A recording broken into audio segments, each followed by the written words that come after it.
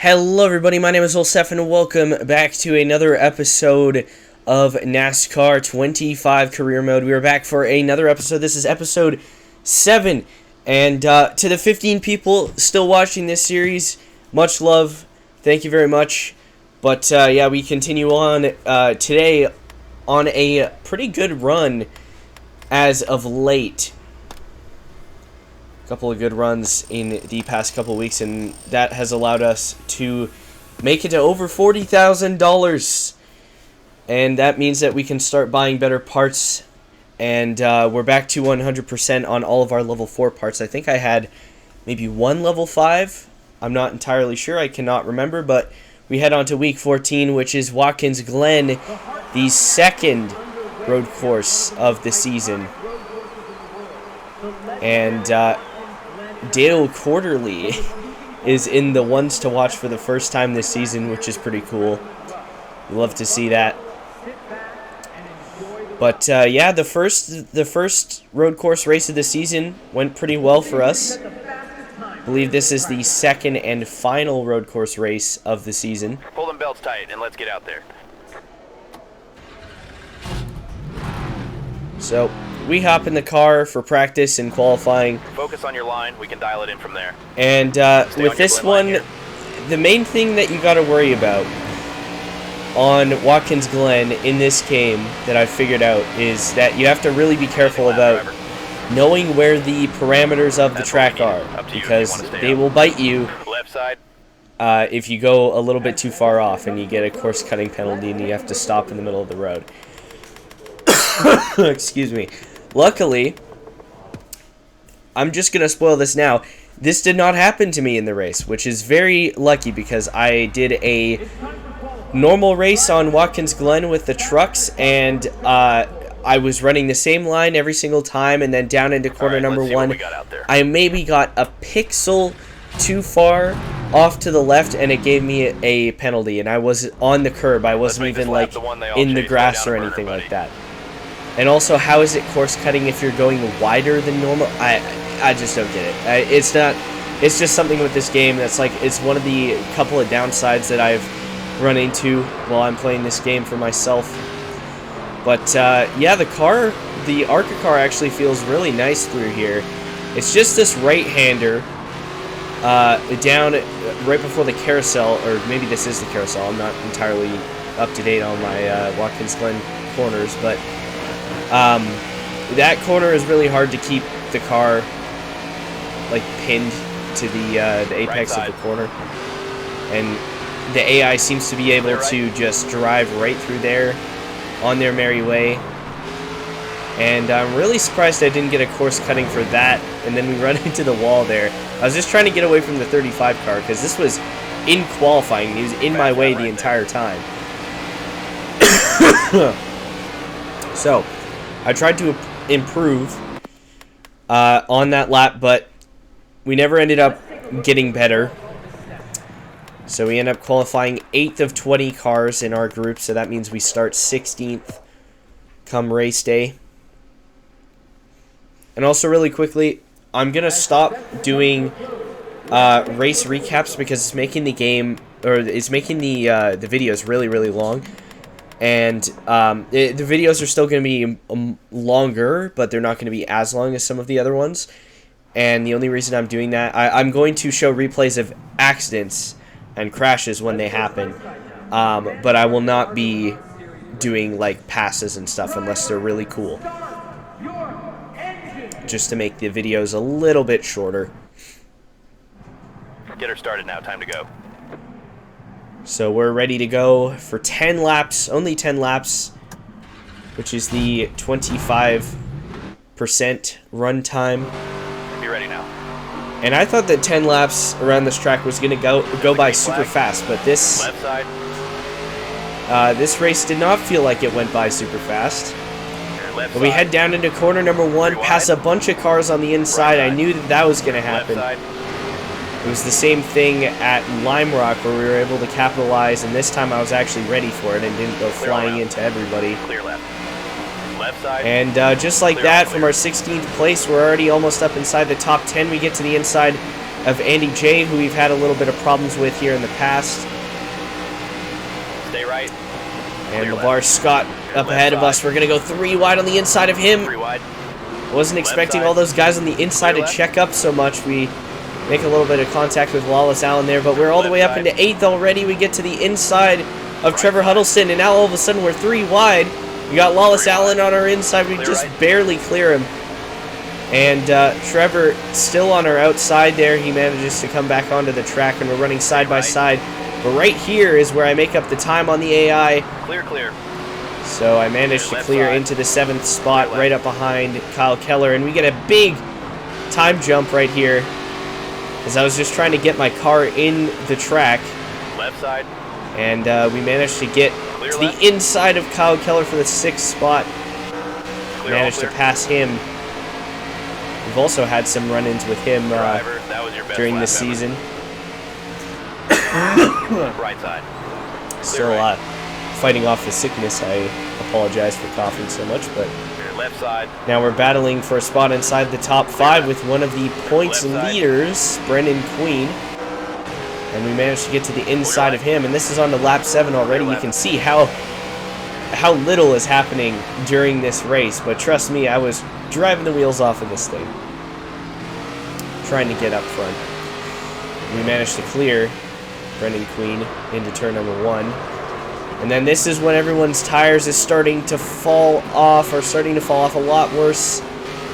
We get into the back of William Left side. Sawalas just a little bit, trying to bump him through Clear, all the chicane, the backstretch chicane, because Right he was side. going very, very slow on those slower tires, so we're able to just go right around the outside of Stay him left. and clear into Clear the right. 4th spot. Then we got Tyler Reif ahead of us here. This is coming back to the white flag, so at this point I'm thinking I can probably get Left 3rd. side. I get to 3rd, Clear left. shove the Left 23 up the racetrack, have to get a Left little side. bit, get my elbows out there a little left. bit, use the lap White cars a flag, pick keep to it up. slow him down, and we're on to the final lap. This is coming down the backstretch. Beckham Monopoly Left side. fading to the Clear inside left. for some reason. That catches me off guard. I'm like, can I Clear get to left. the inside of Isabella? No, I do the Shane Van Gisbergen in 2024 thing. Clip the inside wall. It slows me down. I almost lose it coming out of the chicane. And unfortunately, that will be all she wrote. And here's a quick replay of me just clipping the inside wall, and that really threw my car off balance. And we almost end up in the tire wall, but managed to hold the car in the right direction. And coming off of the final corner, we Great pick job. up That's a the top third place finish, which is 2 positions better than our first road course finish. And Dale Quarterly wins the race somehow over Isabella Robusta. Look at that top 10. Or look at that top 5. That's ridiculous. William Sawalas in 5th, man. That guy's washed. Eric Johnson Jr. with the top 10. Pretty impressive there. And there's the rest of your top 20. Alex Clubb with another top 20. David Smith. And Takuma Koga in the top 15. Pretty cool there for a couple of those drivers. And with that, we move on. Hidden Gems Motorsports gets another top 5 on the season. And William Sawalich, unsurprisingly, was the only driver who was really not too happy with me there. I did get into the back of him a bit, but man, he was slow on those older tires. And it's finally starting to actually show in the AI. I adjusted the settings after the IRP disaster that we had, and that actually affected it quite a bit. So that's good. Now we're starting to degrade our tires as much as the AI, or rather the other way around. They're starting to degrade as much as mine. So we're a lot closer on when our pit stops happen. And if we were to extend that race, I think they would have had to pit first.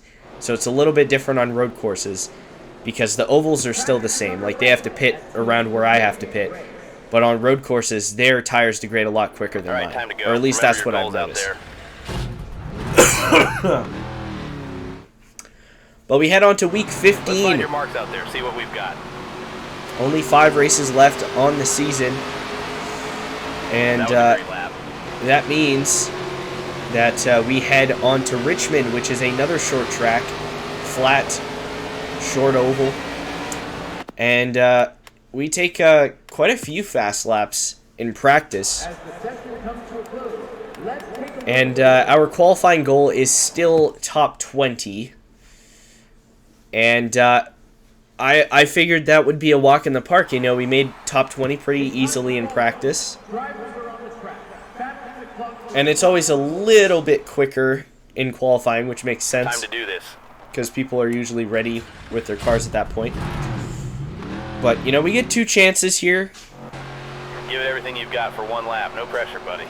They say 1 lap. It's actually 2. So first lap is 24.4. Not great. Not terrible. And the second lap is a 24.4 again, but just a little bit slower. And we missed the top 20 by 1 spot. So that was a little bit tough to swallow, but, you know, it is what it is. It happens. We move on to race day, in which I am not feeling very confident now that I can compete up front for the race victory or a top 5 or top 10. But you never know, the car can come into its own a little bit. All right, let's make some adjustments. So I'm thinking 25% loose is going to be just a little bit better for me, personally. We put it out there on the racetrack and we're ready to go at Richmond. There's the green flag. Car outside. So we get going here. I'm thinking the loose setup is going to allow me to get through the corners just a little bit better, and then right here the car comes up off the bottom a little bit, and Alex Club just decides to park it right in the middle line. Thank you, Alex. I really appreciate that. Car outside. And right here, 3 wide. just send it down into the corner on the inside. Clear outside. Wasn't too happy with the 03, kind of just used him up off the corner there. I do not feel sorry for him one bit. And that was the first and second and third of many inside line dives of this race. But just like that, we're into the top 17. We get to the inside of Tanner Reif and then Isaac Kitzmiller up the racetrack just a little bit. We're able to make up a lot of ground on these new tires. Stay low. Clear high if you want it. It's only a shame that the level 4 parts don't translate to qualifying for some reason. Clear high. 1 high. We get to the inside of Corey Day down into corner number 1, give him a little bit of a shot up the racetrack. I feel like I was there enough to where he didn't have to drive me onto the apron, but you know, it is what it is. 1 outside. The next lap, same thing. I get to the inside of Jason Kitzmiller, and he just decides to turn down on me like I wasn't there. And I've been hearing a lot of YouTubers say that the AI don't rough you up enough. I encourage them to watch this series, because I feel like I've gotten run into a lot, and I don't know if that's just because of the way that I'm driving or not, but they don't seem to move for me, especially on the road courses, but that might just be because the AI is bad on the road courses. I'm not sure. But this car is booking it now. The car's really starting to come into the racetrack, and we're able to make it up into the 10th spot on the inside of Andy J. Clear up top. We got Isabella Robusto in 9th ahead of us. To the bottom of the racetrack we go. Clear up top. Pick off another place. Now we're coming to the bottom of Patrick Star-Pulley. He's getting held up by a lapped car, and the car, now that the tires are starting to degrade a little bit, is not turning as well through the center of the corner. But regardless, we're able to get past Patrick Star, and 1 lap later by Kyle Keller in the 71. And then right here, a big stack up with lap cars. I'm like, you know what? I'll just take it to the bottom. There's no yellow line rule here. Make it past 2 cars, and then make it past 1 more, and just like that, we're up into the 4th spot. And here's a quick replay of that pass. Get into the side of Lawless Allen a little bit. Get up the racetrack into Tim Richmond. And, yeah, I mean, I don't see anything wrong with that move. That was just everybody in my way. And then right here, I was trying to pass the lap car of Amber Balkan, and just runs me right into the wall.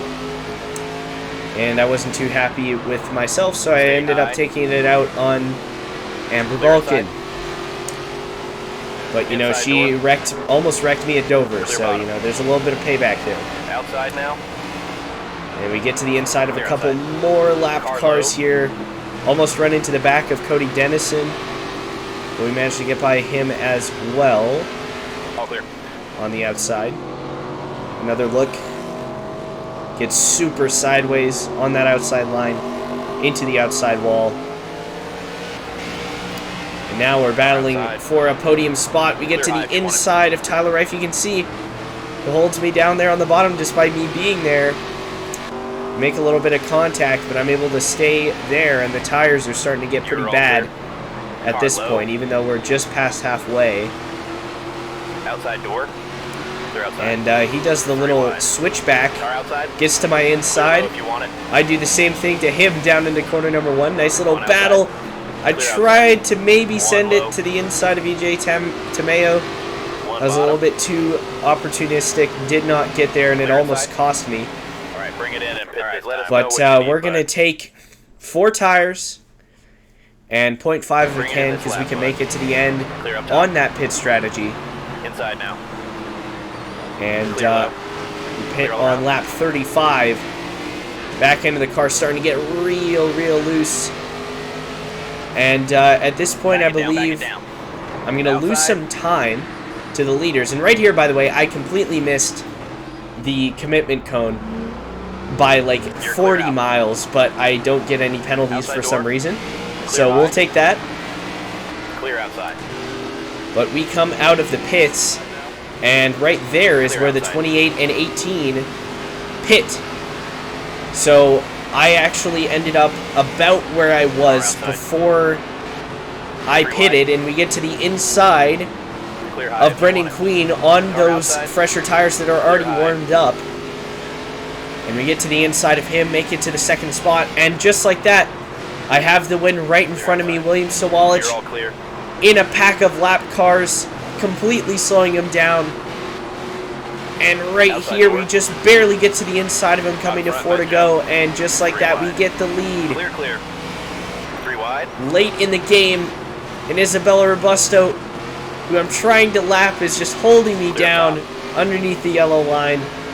But luckily, the lap cars slowed down the 18 enough to where it really didn't matter. 3 wide. And we managed to pass the 55 car on the inside. All clear. 1 to go. And coming back to the white flag, a triumphant Clear up top. victory is on the cards today.